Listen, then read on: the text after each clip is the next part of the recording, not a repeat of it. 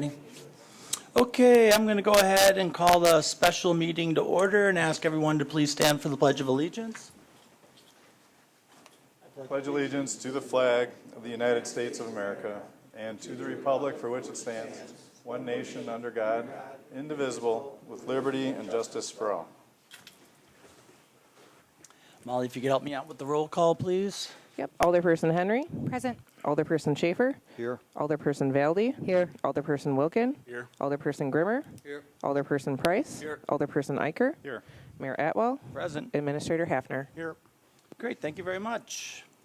Okay, we will move on to number 4, City of Delafield citizens' comments.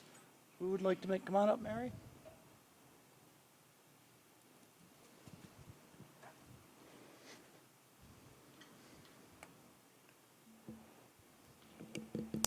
Mary Daniel, 309 Wisconsin Avenue, here in Delafield.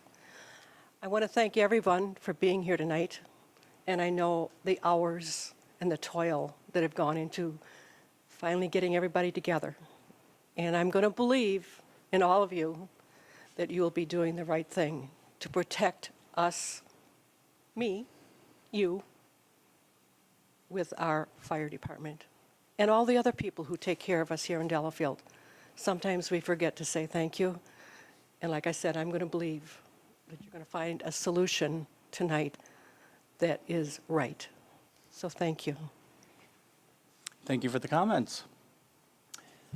Anybody else like to be next? Anybody else? All right, citizens' comments are now closed. Move on to number 5, new business. 5A, discussion of possible action on the consideration of possible changes to the methodology of assigning emergency service equivalents, ESEs, units to vacant land, duplexes, townhouse-style apartments, hotel rooms, and home buildings under construction for purposes of calculating the fire and EMS fees as requested by Michael Bickler, President of Village of Oconomowoc Lake, and Ed Kranick, Chairperson, Town of Delafield, on behalf of the other communities. Tom, you want to kick us off on that, please? Absolutely. As the council knows, you received a letter from Mike Bickler and Ed Kranick on behalf of the other communities. That letter is in the packet, and it talks about the agenda items. From my perspective, as far as a recommendation, one thing we never did discuss with the fee was the timing of when it would be implemented. Oftentimes fees are implemented upon occupancy, but there's a good argument to be made about fees being implemented upon issuance of a building permit in the beginning of construction. So I think that's one of the elements that I think the council could strongly consider as far as increasing the ESE count based on that, if the council chose to go that direction. I do have concerns with some of the other proposals because we told our constituents otherwise during the public education phase of the referendum. We told our constituents that vacant land would not be assessed in ESE. We did not differentiate between townhouse-style apartments and any other type of apartments. We just simply said apartments will be charged half an ESE per unit. Hotel rooms, we simply just said what residential would be charged, and then any commercial, which would include hotel rooms, was going to be based on the square footage ranges that we designated. There was never any discussion about hotels. And what was the other one? Oh, the other one is duplexes. And there have been identified problems with our model with the duplexes. They have not been incorporated as a count of 2. One of the municipal leaders from one of our partners indicated that they thought there was about $60,000 that could be collected just by adding the additional duplex. We have not gotten to the point of being able to check that yet. We did receive from the county a preliminary list of tax key numbers that have 2 addresses assigned to them. Presumably, most of those will be identified as duplexes, and that list included 177 tax key numbers. That's the potential for 177 more ESEs just by properly incorporating the duplexes into the unit count. So tonight, what the council needs to do is identify which, if any, of these additional considerations should be incorporated into the fire fee model. And then the second agenda item was talking about if we do increase the ESE count, which we certainly will with the duplexes, are we going to use that to increase the city's contribution to LCFR, which would also increase the contribution of all our partners? Or are we going to use that to reduce the fire fee for our residents? Or would we do something that combines the two and perhaps uses some of the ESE to raise the contribution, some to reduce the fire fee?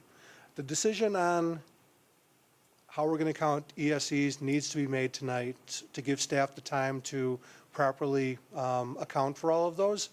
The decision of how to use the additional ESEs could wait till November 6th if the council was interested in knowing how the count changes before making that decision. And that's all I have for presenting the issue. And Tom, would these be made in individual motions or one large motion for any changes? I think it makes sense to do them as individual motions, just for clarity. Okay, then I'd like to start with a motion that the ESE for commercial buildings should include buildings under construction, and that would include making the charge at the time of when the permit is pulled, and then they'll be charged on a pro rata basis throughout the balance of the year. So if they're there for 1 month, they would get a 1 month charge. If it's for 11 months, it'd be an 11-month charge, just so it'd be a fair month-to-month charge. I'll second that. You said commercial buildings? Yeah, there'd be, because the ESCs right now for commercial buildings, we're talking about if it's already constructed, there's already a charge. The discussion now is if it's under construction, we're not making a charge until it's done. So you're not talking about. But he's not talking about, no, yeah, you didn't say residential in your. Well, it should be both. It'd be the Okay, well, commercial. just to clarify, Yeah, the- that's right.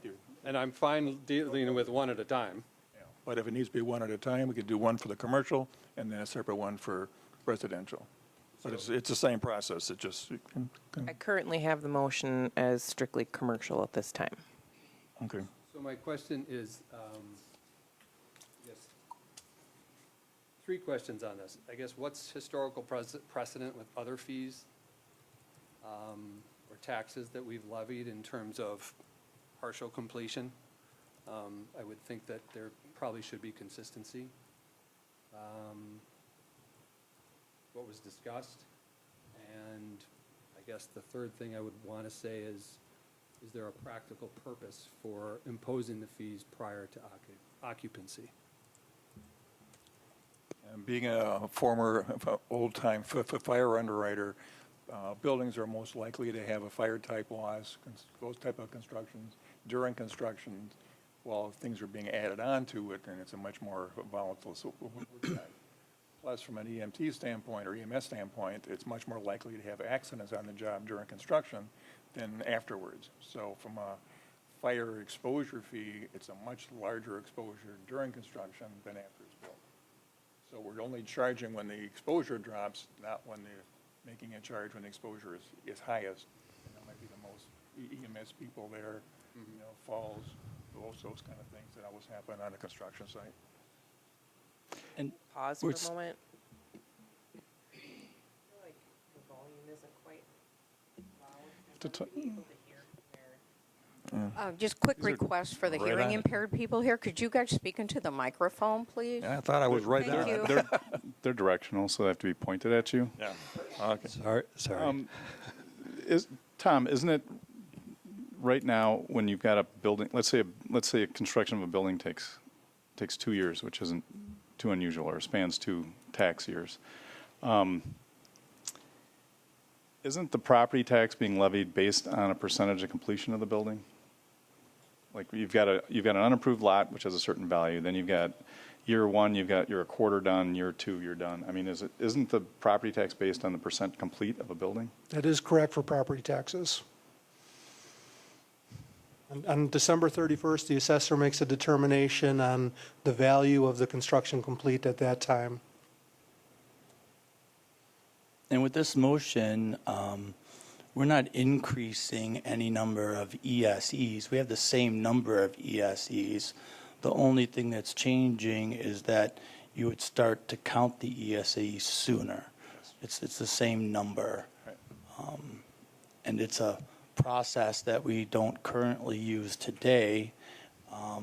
And not that it couldn't be figured out, but it certainly adds complexity to the process and managing that fee. And if we did a percentage of the fee, that's time and effort for, I mean, how many ESCs are we typically talking about a year that are in this scenario? We have a number in the next 2 or 3 years, but typically it's a lot fewer. My big question is the impact worth it? And for the amount of time and effort it takes to calculate it differently? Tom, That's my question. what would you estimate is the time and labor cost to, and a question as well is, since we're assessing this fee annually, a building would have to span the course of 2 years of construction, i.e. it's 10% completed in 2023, and then the residual is 90% completed in 2024. You're still, I assume the council's not talking about assessing a percentage of the fee based on percentage of construction complete. Yeah, well, you mentioned prorated I would or think it would be something. the simplest, but when you pull your permit and you get 6 months into the year, you would get half the charge. So what would simple. typically be done, and I would hope that the council would allow administrative discretion for us to write this up for the resolution that you'll pass next time, is you identify a date certain when the count is considered final for the following year. I would propose October 15th would make sense. So we would count all the properties that have building permits as of October 15th, because in a normal year, October 15th is about the right timing for when we'd want to bring this to completion, get everything to the county, not waiting till the beginning of November like we will be this year. But after October 15th, let's say we do implement where there's a fire fee issued upon building permit. If a building permit gets issued in December, they would still receive a full fire fee for the next year. It just wouldn't be on their tax bill. It would be an invoice that the city staff would send out to them. And similarly, let's say if somebody gets a building permit on July 1st, they would pay a 50% fire fee for that year. Right. So it's not percent of construction complete, but percent of where you are in the year when the building permit gets issued. Right. That comes out about the same Now- anyways, I'm sure. Now, any fees accumulated after that October 15th date, those are not going to, so right now, we would identify October 15th. Any fees after that would not go towards the 2024 budget, because the city would have established our contribution, so every other municipality could establish their contribution. Those fees at that point would be saved and added towards the next year's contribution, potentially decreasing everybody else's fees by a minute amount in the next year. so under that scenario, estimate for me the implementation costs for city staff. Is that, you take an inventory of building permits January through December and prorate based on the month. Correct, and I expect that cost or that effort to be fairly small. We're talking about probably 4 hours of one of our administrative assistants' time, and then maybe 2 or 3 hours of my time quality checking that list. But don't forget the communication time between various people to make sure you got the right information right. And what are we yielding as well? So we haven't done that count yet. We'd capture the grain building right away. We'd capture, I don't know how many single-family homes are under construction right now, maybe 15 or 20. So you get 20 homes at 450, $9,000. We'd be retroactively Right. looking, Right, and a percentage of that, and then the grain. percent? Commodore. Commodore. Commodore, one on the corner. I'm probably forgetting some, but I mean, we would need to get a list of the building permits from this year, and then I'd remember them all.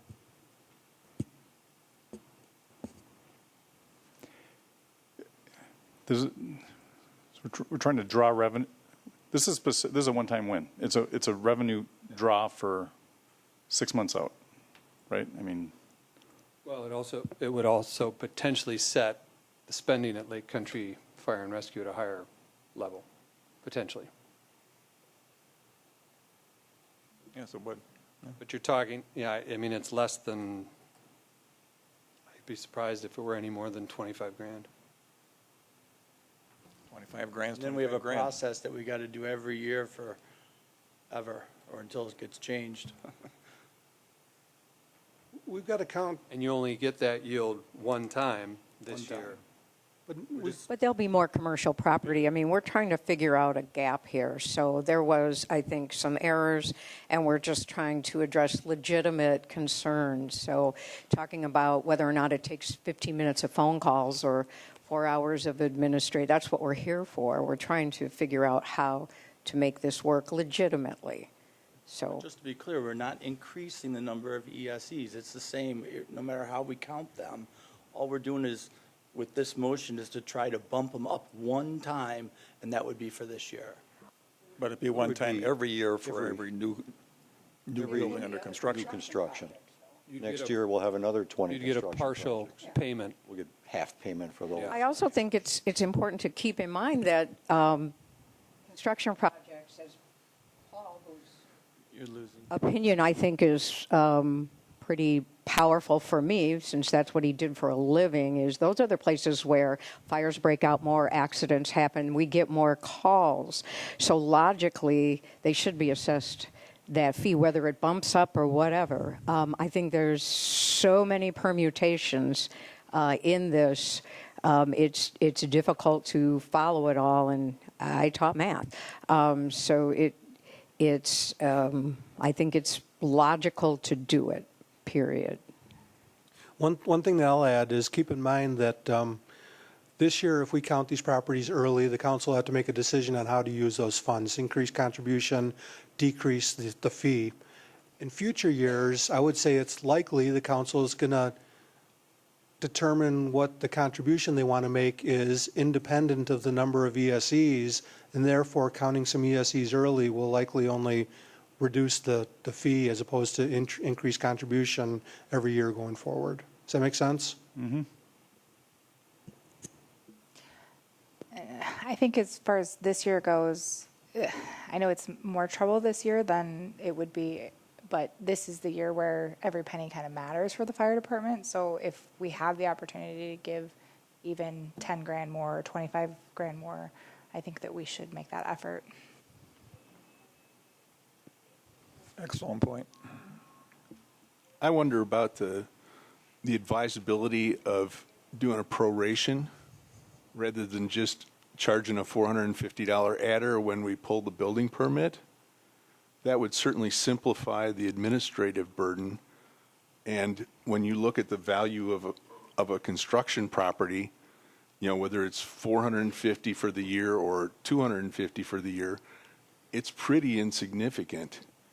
But it would certainly streamline the process in terms of pushing it through the administration.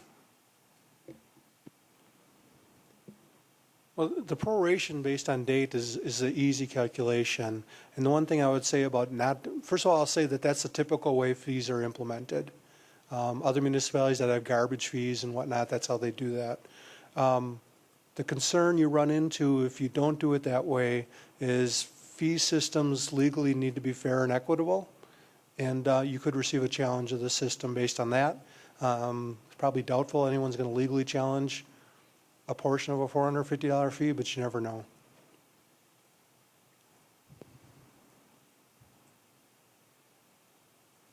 So someone who just pulled a permit and started and broke ground in September that wasn't aware that they're going to pay $450 is going to get a bill for $450. You're talking commercial though, which Commercial only, okay. in this, So I think the motion is commercial only, but it doesn't make any sense to only do commercial. It seems like, No, you to want be to do both. You consistent, want you two would motions. either do it or not do it for all construction. Yeah, I would amend this motion to. Paul, do you want to include amend any the new motion? construction. Shall amend it to include all construction, commercial and individual. And I'm happy to second that. So just like in the planning commission, looking at unintended consequences, I do know that in some scenarios, I don't know how frequent it is, I know of several, where somebody pulls a building permit and it never gets built. How, would you agree that that does take place, Tom? Probably extremely rare, rather that it never gets built. More common is that there's sometimes some delays in construction that weren't intended Never when gets built or there's. the person built the permit. Would that individual have recourse to revoke, rescind that permit to avoid the said fee, or is that permit once created? I don't know the answer to that. I'm guessing there would be a mechanism to relinquish the permit, but I would have to check with our building inspector and our city code on that. But it happens, but it's rare.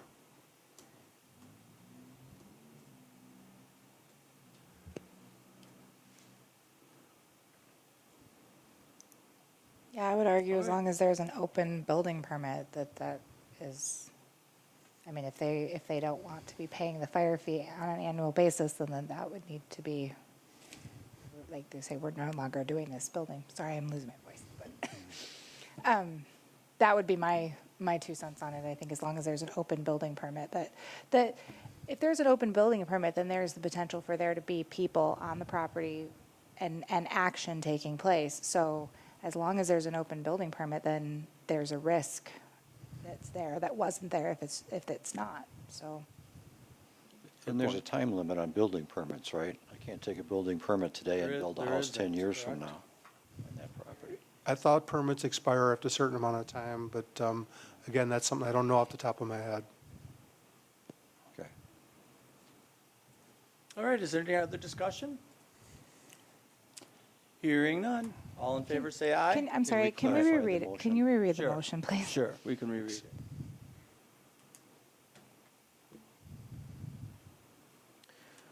For the ESE, for all construction, including commercial and residential,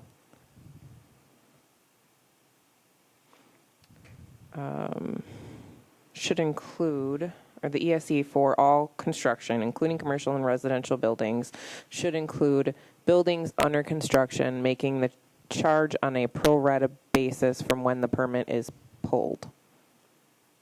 Is what I have. I'm sure it's not.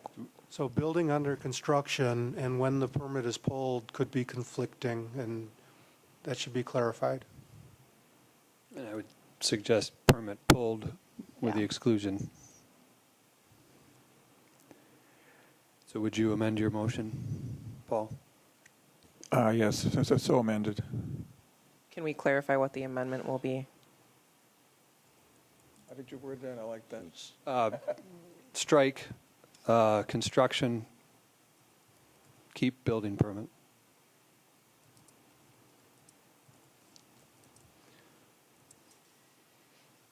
Jackie? You want to second that Oh, amendment? I'm so sorry. Yes, I will second that. Can you read that back, please?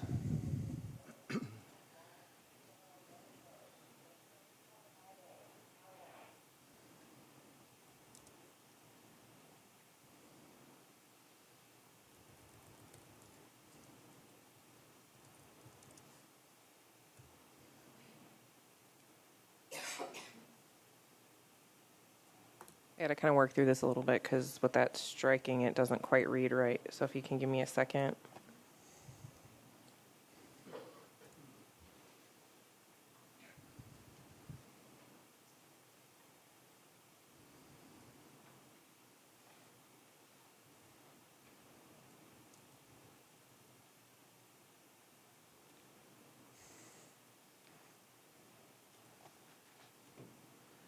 Okay.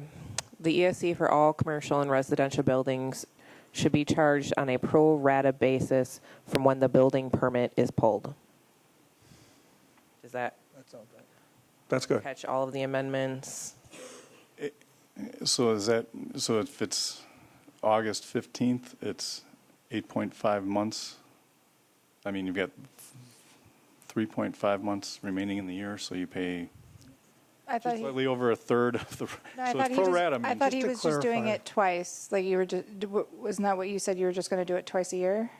Just to clarify, if the building was pulled August 15th of this year, they're going to pay a full $450 next year. For next year, they would pay a prorated share, but for 2025, then they'd pay a full share. Okay. The August of '23 scenario, they would pay a partial for 20. What's that? They would be charged a partial for, No. or, no, okay, it doesn't start in 20, it starts in 24. But you pay a partial for the year that you begin, that you take Yeah. your permit. Something that was issued in August of this year would only pay a partial if we were under the fee this current year, which we're not. Got it. Good, thanks.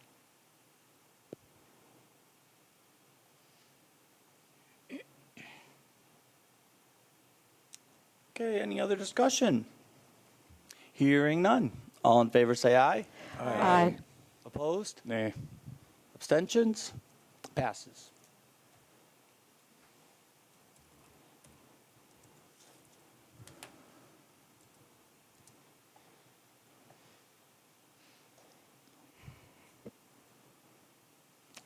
All right, does anybody want to discuss any other topics, or are we moving on?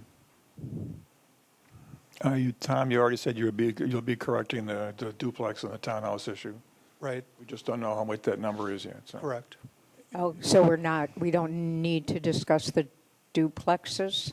No, the duplexes, the council's already approved that they should be counted as two. They're just not properly counted right now. Staff will be correcting that and reporting back to you on November 6th what the impact of that is. And at the ballpark number you threw out at 177, that means there's 177 properties that are counted as two. And then if they were counted as duplexes, it would essentially add half that number onto the number. So it'd be an additional 86 and a half ESEs. No. 170, so first of all, let me just say that's just a list from the county that they believe may be duplexes. So we need to confirm that. But let's say if it is 177 units, they're currently counted as one. They need to be counted as two, so it would add 177 units. Understood.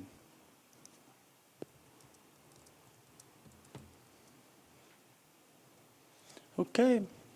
I have one thing that was suggested that I thought was worth at least a discussion, and that is the difference between a townhome and a condominium. As it says here, the current B-structure apartments are all charged as half an ESC. Condominiums, however, are considered one ESC. There are many apartments that are townhome style, very similar to condo units, but they're only charged half an ESC. The only difference, the fire department doesn't distinguish between the two for responding to a call, but the only difference in them is the condos are owned, the other is rented. It's still that same sort of construction concern, and that's something I think is worth a discussion here. I don't know what it means in terms of impact. Sorry, Jackie, what's the construction concern? It's not so much a construction concern is that condos are counted as a full ESC, but the same basic building, the same structure is counted as half if you don't own it. But for the fire department, it's a single unit. Yeah, they don't respond any differently. It's not, to them, they don't know if it's an apartment or a condo or a townhome. Exactly. Right. So in practice, there's no practical change. No. Okay. I would just say from a staff perspective, we can differentiate between condominiums and apartments based on the property tax records. I don't know what the definition of a townhome apartment is and when an apartment is a townhome, nor is it easy to identify those in property records. It would require somebody to go out in the field and visit all apartments and determine which ones are considered townhome apartments and which ones are not townhome apartments. And there's And we don't have the time variations for on that before November 6th. There's quite a few variations on that, whether it's side by side or detached or 4-unit. We can't be sending the chief out to inspect every property in the city to give us a determination. And conversely, you could have the opposite true. I mean, I lived in a 90-unit condo building, okay? It wasn't a townhome style building. So we would have to look at condos that are a multifamily structure and then give them then reduce their ESE? If you had apartment style. If that's the logic, we would have to reduce the. I don't know. I'm just trying to help fill a gap here. That's I'm not interested in arguing. I just want to find a way to close the gap. I'm just saying, I think you could lose as many as you gain. I think there's some really good points to be brought up around this investigation. One is, are we talking about bumping up the half to a whole or taking the whole down to a half based on square footage? In other words, to Mark's point, we've got a lot of condos that could be much smaller than apartments, and those condos probably shouldn't get a whole ESE. Maybe they should be a half. Whereas I don't know that it rubs the other way as frequently. If the pictures here are the best example that was brought up or investigated, you can see the townhome apartments are significantly higher density than the condominiums. However, if this was flipped and the townhomes on the left in the packet were actually condos and the condos on the right were apartments, the people in the condos would be saying, we should be paying a half just like these guys are. So this could, if you really dove into this and started looking at square footage, attached garage, detached garage, what kind of amenities, acres per unit, all that stuff, we might end up decreasing ESEs going down this path. And I mean, the other part, another good point is these questions were asked and answered as a part of the referendum, and changing this right now may be something for next year to talk about because of square footage, like I said, detached, attached, those types of things. But also changing it would be changing what we've said in correspondence with people when they've asked these questions. And a third point I'd like to make is that, and I'll make at any point during this time we had for this, but I think it's important. Our partners in the Lake Country Fire and Rescue have the exact same taxing authority as we do. There's this concentrated amount of effort to dive into our particular budget, look at our individual properties, and try to figure out how we can raise taxes on our residents, as opposed to filling a gap that exists amongst all of our partners. The message that has been universal from our partners that have talked have been that, hey, we're all going through the same percentage increase, okay? What they're not talking about is the percentage of the increase. When you're talking to someone who's in one of these condos we're trying to get another $225 out of, or apartments, I should say, there's people in $700,000 houses in their partnering communities that aren't paying that much total. There's a lot of people in our partnering communities that are paying more for garbage collection than Lake Country Fire and Rescue per resident. And we're being accused of being the people with the priorities in the wrong place.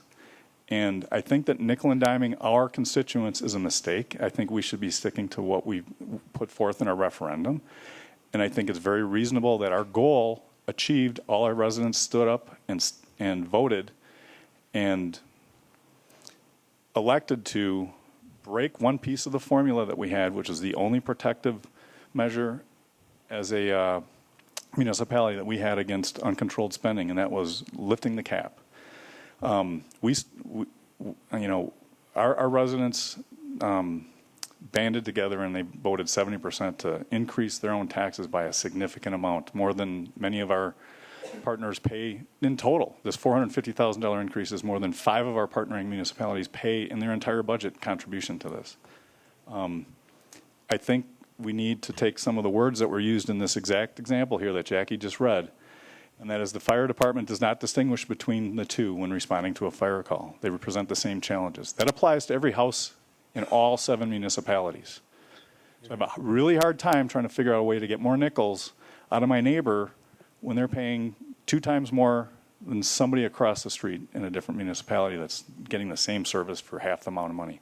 So we just need to keep this all in that same perspective. I'm proud of our residents, my neighbors, for stepping up and electing a tax on themselves to answer the chief's call. We followed the example of saying let's impose a universal fee on our constituents because they're getting the same service. They should pay the same amount. We're the only community to follow the chief's lead and do that. It's something we need to look at in the future. So Tim, we also then offset that fee with a tax deduction that it ends up being a very regressive system. So people like myself in a smaller home, I will be paying that full $450.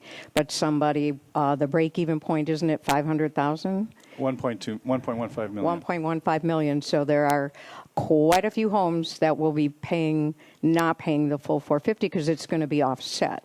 And so we want to, I'm not saying that's bad. I'm just saying we want to be real that we, in essence, many people are getting breaks, maybe not the full 450, but to say, like little retired school marm here, yep, I'm paying the full 450 on my 1,800 square foot home. But a lot of people aren't. So we found ways to make it work and take the sting away. And I don't think we should apologize for that, but I don't want us to get too on a high horse. I just want us to find a way to fill the gap. And that's the core of my point, and what I led with is that there's a lot of volunteering from our friends and partners to look under every rock in the city of Delafield when they have the exact same ability to change and raise taxes on their constituents. And anything along the lines of doing anything but maintaining the leverage of the percentage that Delafield pays versus the other communities has been used. And it's been used in a negative way in the press for us. And I think the community stepped up and passed a referendum that achieved its goals. We intended fully to keep the 7 firefighters that were hired, and let's see if we can work together to absorb collectively with our 6 partners how to distribute the percentage of that increase, which is being imposed mostly on us because we're breaking the IMA formula in a way that is most detrimental to the city of Delafield.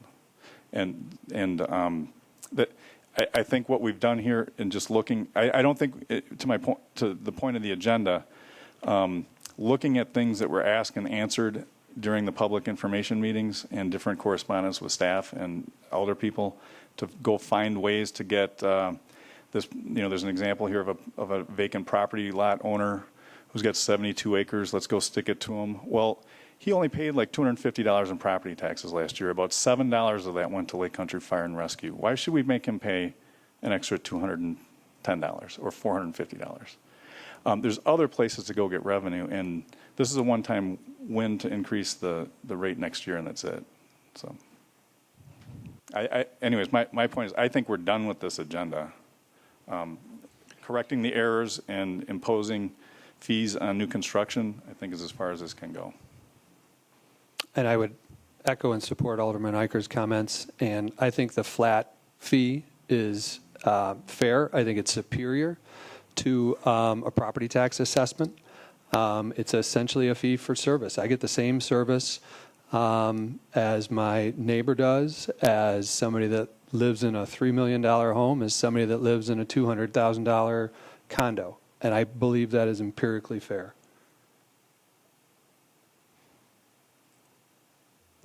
It is And it's a disturbing. broader-based fee. It taxes all entities as opposed to a property tax. It is disturbing how much effort the other communities are putting into trying to find ways for Delafield residents to pay more. And I've been approached by some of them to coerce me into going along with it. And I asked them, I said, so what are you doing to find ways to come up with funding for Lake Country Fire and Rescue in your own community? And I didn't get an answer. And I ask this again, how I've been asking this all along. Delafield residents on average are paying nearly twice as much as the residents of these other communities per household for the same coverage, the same support. How Mark, do I we would- justify that? We can't. There. I would chime in on that, and I would say that the two municipalities most like the city of Delafield, which are the town of Genesee and the town of Delafield, actually pay less than half of what we pay on a per ESE basis. I did some number crunching, not surprisingly, to that effect.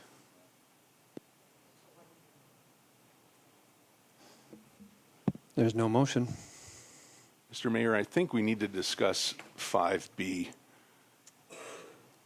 Ready to move on? I just want to make sure anybody that wanted a motion had ample opportunity to get their motion in. So thank you for the request to move forward. We will now move to 5B, discussion and possible action on whether an increase in emergency service equivalent ESE unit should be used to increase the city of Delafield's contribution to Lake Country Fire and Rescue, or used to decrease the fire and EMS fee for the city of Delafield property owners. I think you kind of already covered this, Tom, but do you want to do it one more time so we can officially do it? Yeah, I mean, it's pretty straightforward. If we have additional ESEs, there's two ways to utilize those, either increase the contribution or decrease the fee. It would be interesting to know which direction the council is leaning. However, if the council feels it's important to understand the magnitude of how many ESEs we're talking about before making this decision, this is a decision that could wait till November 6th. I don't have any urgency to decide this tonight.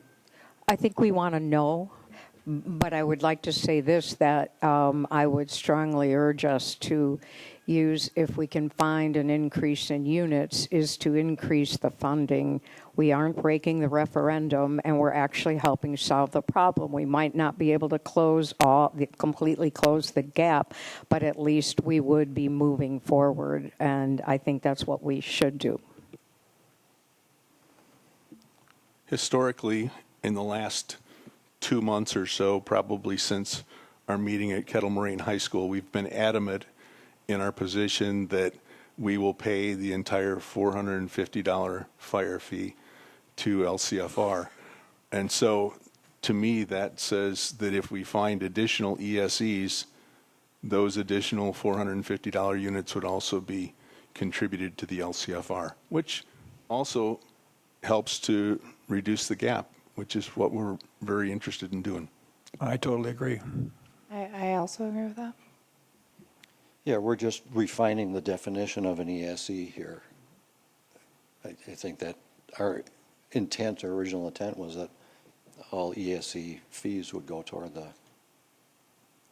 fire budget.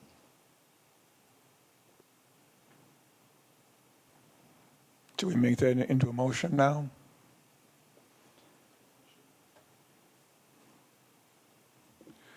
Mr. Mayor, I move that we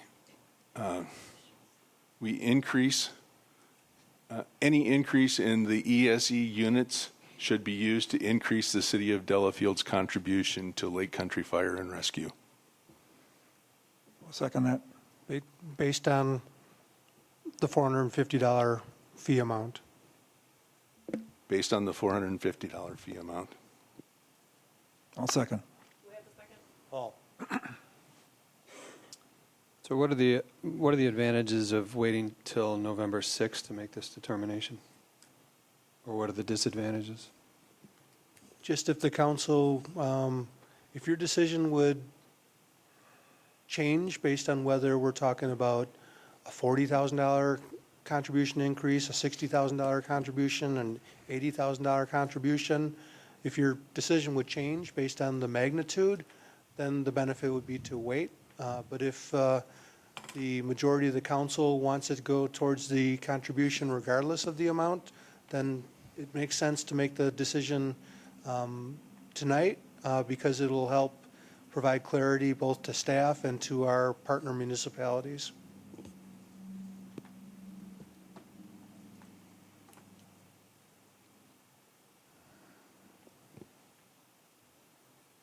Is there any discussion? Hearing none, can you read back the motion, please, Molly? To approve any increase to the ESC units to be used to increase the city of Delafield's contribution to the Lake Country Fire and Rescue based on the $450 fee amount. Is the first good with that?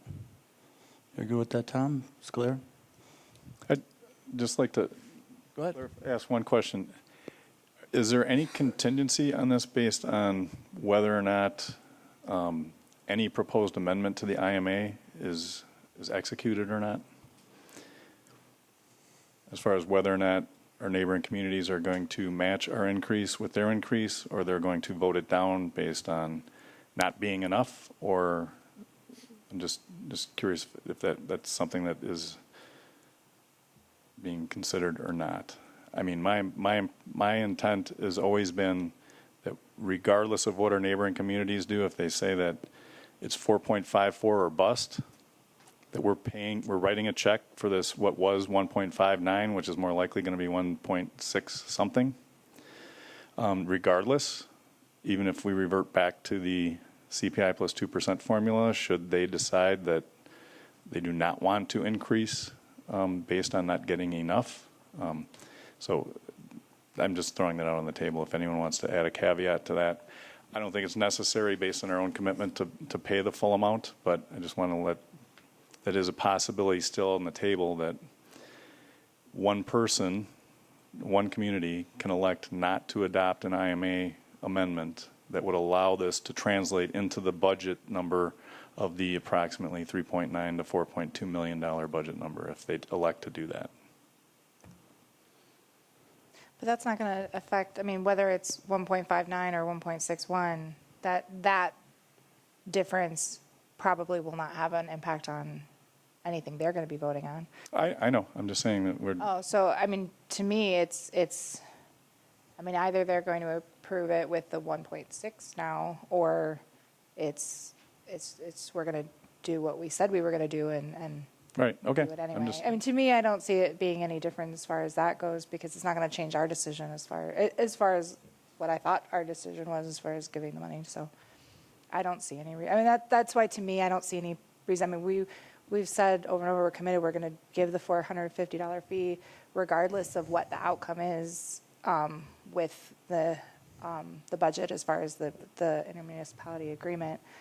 Whatever they decide, it doesn't really matter. We've said this is what we're giving. So whether it's the 1.59 or 1.61 or whatever, I said we're still committed to doing that. So The only thing I would suggest is Alderman Zeiker's suggestion might make a lot of sense. You know, before I talked about bringing clarity to our municipal partners by deciding tonight about the use of the additional ESEs, by including something like Alderman Eicher is proposing, it may provide the motivation to our partner municipalities to end this game of chicken now rather than continuing to play it for another month until the final budget approvals. If other communities don't approve an amendment to allow this payment, we have the same situation at the 1.59. We're collecting money that we can't give to the fire department. We can give it to them. No, we can give it to them. Okay. So how could we not? It's not a problem. So if it's 1.69, whatever, same scenario. I would rather not to put contingencies on it. I would rather say we have been consistent in our commitment that we are going to give that $450 fee. So we're going to do that regardless of what their decision is at this point. I understand agree what you're totally. saying as far as I don't want to play leverage games when we're talking about a few, $10,000 or $20,000, whatever that is. I don't want to do that. I want to say we've been consistent in our commitment. We're going to give that $450 fee. I totally agree. I agree too. I think we've made it clear that we're done. Okay, we've got this big packet. We made one revision to a definition that'll get us a few more dollars. The rest of it's not even worth discussing. I think we've made that clear. I don't know that I would agree that it's not worth discussing. I would say that we've already discussed it. Like, we've already addressed those issues, so and with our residents, or with our constituents, so I'm not saying that those issues are not worth discussing, it's just we've already discussed them. So, We're done, yeah.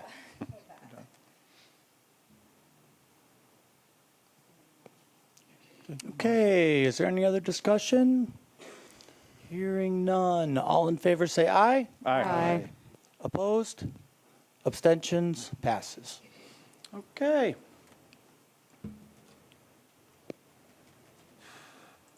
Seeing no further business, we are now adjourned at 6:22.